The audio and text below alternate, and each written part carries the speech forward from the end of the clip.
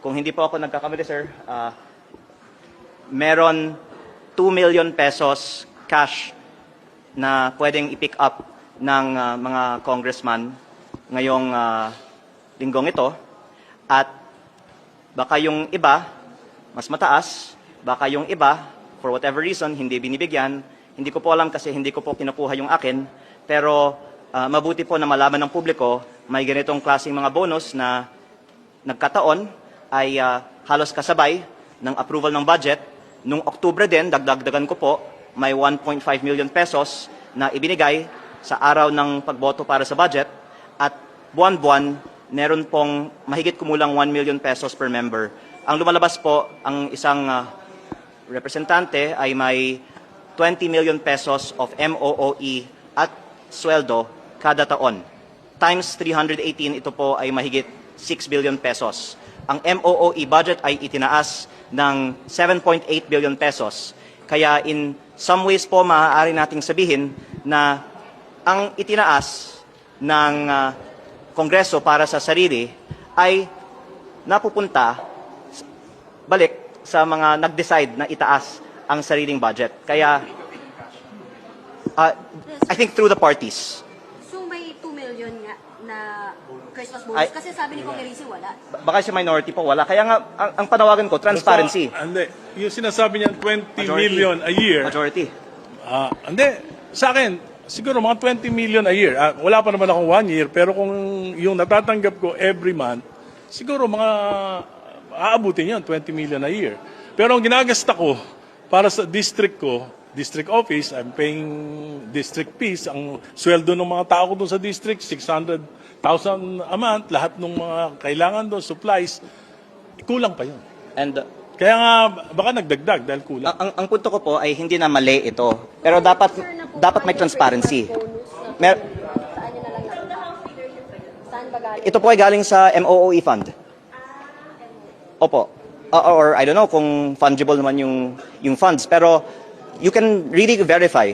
May binibigyan ngayon na 2 million cash per congressman ngayong linggo. At ang panawagan ko, huwag tigilin necessarily ang mga practice na ito, pero maging transparent tayo sa publiko, lalong-lalo na dahil ito po ang main point ko, hindi yung use nito, pero yung proseso. Ang panawagan ko, idebate natin lahat ng mga budget, lalo na yung mga ini-increasean ng budget, dahil ang Kongreso ay nagtaas ng sariling budget ng 10.5 billion pesos na walang debate. At ayaw ko pong sabihin na ginagawa ito na walang nag-question. Kaya nagpahayag po ako para lang on the record na hindi ito naaprubahan na walang nag-question. May nag-question pero hindi pinagbigyan tayo na talakayin ito sa Kongreso ngayong araw. Congressman Levistre, may 2 million peso cash for pick-up this week bawat congressman kasi Christmas bonus. Do you confirm that or do you deny that? I vehemently deny that statement. That's all I'm gonna say. Again, I have said that the House leadership does not influence or try to influence any particular congressman, any individual member of Congress to vote in a particular way or incentivize them in any way. And I know that is what my distinguished colleague was alluding to before, and I have vehemently denied that yesterday during the press conference. Wala pong katotohanan yan. So yung 2 million po na Christmas bonus, you deny? I vehemently deny that. I don't want to speak ill of anyone, especially my colleagues in the House, but that is there is no truth to that at all. Pero ma'am, merong parang MOOE budget for Christmas activities ng mga distrito. Wala pong ganun. The MOOE of the House is purely for the operations of the House. And that's all I can say about that. So yun na nga, maaaring merong isa o dalawa sa inyo dyan na nakikinig na nanonood sa akin lagi na hindi alam yung MOOE. Although hindi ko naman lagi binabanggit yan sa aking mga vlog, pero ako'y nakakarinig na ho na yung word na MOOE noong first year ni Bongbong Marcos at ni Martin Romualdez, no? So as President and the House Speaker of the House, House Speaker. So, bali, ang nangyari, ito kasing MOOE, marami kasing pera dito pwede ipasok, pwedeng ilaan, billions of billions yung pagkaalala ko na tinutulig sa or parang kinikestyon ni nito ni Sasro Gando Sasot. Yan si Sasro Gando Sasot, kung hindi nyo pa alam, siya ay political vlogger, political analyst. Tapos yun, parang question niya na transparency. I mean, lagi niya talagang pinopromote, no, or pinapanawagan kanyang inoobliga ang ating gobyerno na magkaroon ng transparency by providing receipts, no, resibo. Dapat may resibo lahat ng mga ginagastos na pera ng bayan sa pamamagitan ng MOOE. So, ang ibig sabihin ng MOOE is maintenance and other operating expenses. Matagal na ho ito, ha. So ngayon lang ito na brought up ulit. Kasi marami talagang pwedeng dito, mangyaring corruption or basta na lang gagastusin kasi kita mo cash, 'di ba? Sinasabi ni Leviste, Congressman Leviste na in cash, no. Kasi pagkakaalam ko pag mga ganyan kasing mga expenses dinadaan na yan on digital, 'di ba? Bank to bank mga expenses kasi wala naman siguro maniningil ng rent. For example, ang ibig sabihin ng MOOE, yun nga, maintenance and other operating expenses, is a Philippine government term of funds allocated to public schools for operational needs beyond salaries, covering costs like utilities, supplies, repairs, training, and activities that support learning and maintain a safe environment, ensuring schools aren't solely reliant on teachers' personal funds. It's a key part of school financial management, allowing for essential non-salary expenditures to enhance education. So what MOOE covers utilities, water, electricity, supplies and materials. For example, sa classroom, no, merong classroom necessities. So ano ba yung mga classroom necessities? So marami, alam niyo na mga teachers kung mga taga-division, mga schools. So training materials and ID cards. So repairs, so para siyang subsidized or subsidy or sinasubsidize niya ang mga school supplies or mga kung anong meron sa eskwelahan. So instead of teachers na yung bibili ng mga chalk kasi nagamit ang personal money, hindi na kailangan kasi meron ng MOOE. Okay, so let's go to repairs and maintenance. Upkeep of school facilities, transportation and travel. For school-related activities, okay? So, ito ay nakabase lang to sa sa eskwelahan. So, hindi lang naman kasi ito eskwelahan, meron ding, House of Congress and mga offices ng mga representative, parang ganun, no? So, Congressional Districts Office nila.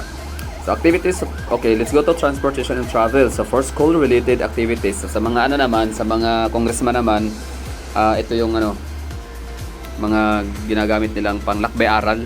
I don't know kung andyan pa ba ang lakbay-aral. Basta parang matagal ko na hindi narinig. I mean, parang medyo hindi ko na siya masyadong naririnig. Actually, dito sa Davao City, meron kami ditong hotel na kung tawagin na Royal Mandaya Hotel na kung saan lagi kong nakikita dyan. Hindi man linggo-linggo pero basta mostly like parang siguro buwanan na may mga iba't ibang mga delegates, no, na nagpupuntahan dyan.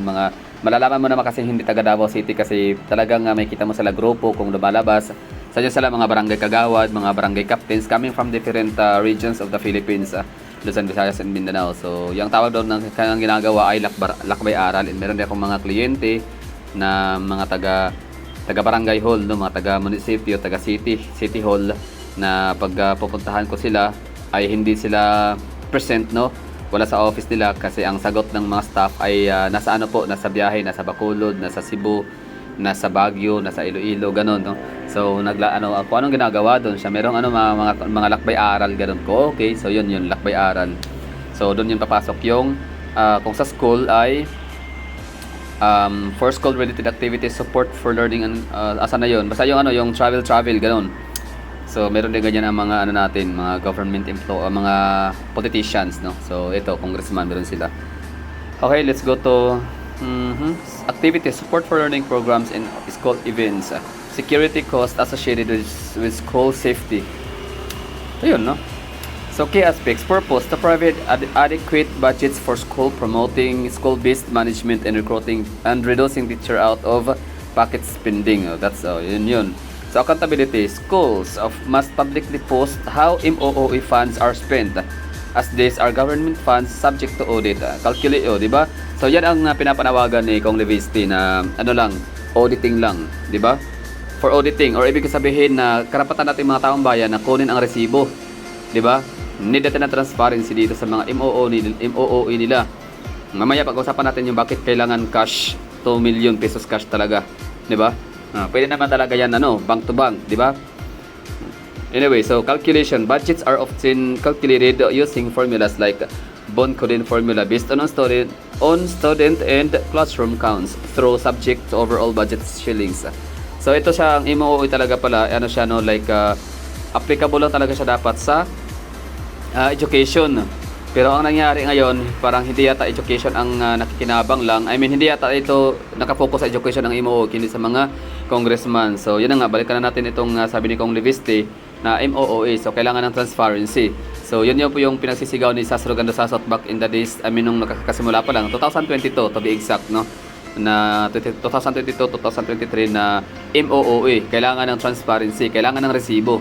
Kung saan nagastos, saan kayo na-travel, anong nakuha nyo sa travel, ganun. Kasi ang ginagastos sa pera doon ay galing sa taong bayan in the form of MOOE, which is walang masama doon. Ang kailangan lang natin ay ang resibo. Kung totoo ba talagang meron silang travel na ginawa, kung ang travel ba lang ginawa ay hindi ba personal, na in-spend naman na pera ay taong bayan, di ba? So yun lang, MOOE. So yun na nga yung sa wait lang, asa na ba tayo? Yung sa MOOE na sinasabi ko sa school, for example, imbis na gagamit nga ng personal money ang tawag nito, teachers. So yun, meron natin ang MOOE. So para sinasubsidize na lahat ng mga gamit. Nararapat lang talaga yan. Napakahalaga ng MOOE para sa mga teachers. Kasi nga lang sa teachers, education lang yata ini-implement ang yan nga, transparency. Yan dapat may resibo, ganyan, for dahil subject siya for audit. So itong MOOE, wala silang gano'n, So ito, balikan natin yung cash. Bakit cash? Oo, bakit hindi through GCash? Although hindi pwedeng maglagay ng GCash, 2 million sa GCash kasi ang maximum limit diyan sa akin is 500,000 pesos. Hindi ko alam sa iba, pero pagkakaalam ko mostly yung hindi masyadong gumagamit ng mga GCash for transaction, GCash for innocent transactions. Ang mangyari diyan is maliit lang yung kailangan parang maximum of 100,000 lang yata. Yung sa akin 500,000. So kasi ginagamit ko siya pang bayad sa Jollibee, ticket, booking, lahat-lahat, siguro gaya ganyan kalaki. So I don't know sa iba kung abot ba ng 1 million. Let me know in the comment box. So yun, bali ang sa naman, sa mga congressman, ito na nga yung pinasigaw na 2 million cash. Bakit cash? So yan lang, tatanong ko lang dito, bakit cash? Baka meron diyang kamag-anakan ng mga pinklawan and mga loyalista. So it's your time para i-defend ho ninyo ang mga kongresista ho ninyo, laban sa pinaglaban ni Kong Leviste na transparency, and also ni Sas Rogando Sasot na MOOE is good, pero kailangan siya ng resibo, kailangan siya ng receipt, ng valid na receipt na kung saan ginasta talaga ang MOOE, kung totoo bang ganyan, kasi i-audit yan.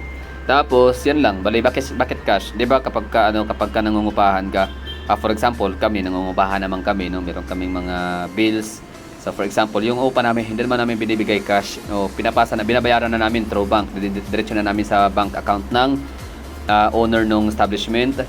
Tapos diretso na namin ang bayad sa mga wifi through online. Kaya yan ang yan ang mga expenses namin na ginagawa lang, example yung akin. Okay, doon na tayo sa congressman, sa mga opisina ng mga congressman. So, syempre, yung mga opisina nga niyan ay nangungupahan lang ho yan sa mga establishment or mga building. So, syempre, di naman pwedeng magbabayad sina 50,000 per month ang babayaran sa renta. Sige, 50,000. Alam nga naman cash idadala niya sa hindi naman nauso ngayon ang ginagamit pa rin, pero hindi siya ganoon kauso. Mas accessible, mas easy, mas convenient sa ating mga mga renters na magbayad through online, di ba? Digital, ganyan. What else? Tubig, di ba? Overpaying, online na rin. Kuryente, online, di ba? So lahat ng mga payment terms ngayon or mga mode of payment ay through online, through digital, bank to bank, ganoon. Hindi na kailangan ng cash. So ngayon, ang tanong natin dito sa mga kongresista or sa mga fans na lang, kasi panigurado ito mga kongresista kasi nagbubulag-bulagan yung mga yan, tsaka nagbibingi-bingihan o yan sila, parang basta sineset nila yung kailang mga sarili as sobrang layo, boundary talaga sa sineset nila yung, basta meron silang wall na sineset or nilalagay between them and sa mga madlang people. Hindi yan sila nagbabasa at nakikinig ng mga vlog. not unless na talaga ka kung mainstream media ang mag-brought up. So yun, basta maliit ang tingin nila sa natin. Kumbaga, tayo mga ordinaryong Pilipino, malaki man na o maliit na mga vlogger, as long as tayo'y ordinaryo, hindi tayo mga politician, hindi tayo hindi malalakas ang ating mga pangalan. Ibig sabihin, wala tayong hawak ng mga malalaking posisyon sa gobyerno, hindi tayo pinapakinggan ng mga yan, hindi tayo tinitingnan na, hindi tayo invalid tayo. Kaya nga, napakaswerte natin, meron tayong Congressman Leviste and Kiko Barsaga and Vivi Sara Duterte. Pero grabe ha, yung tatlo na yan, malalakas na yung pangalan yan. Pero hindi pa rin nila pinahikinggan. Daho pa rin ang tawag nila, di ba? Parang, pa rin, less credible pa rin. So, ganyan sila ka mga grabe, no? Anyway, so yan lang. Thank you for watching.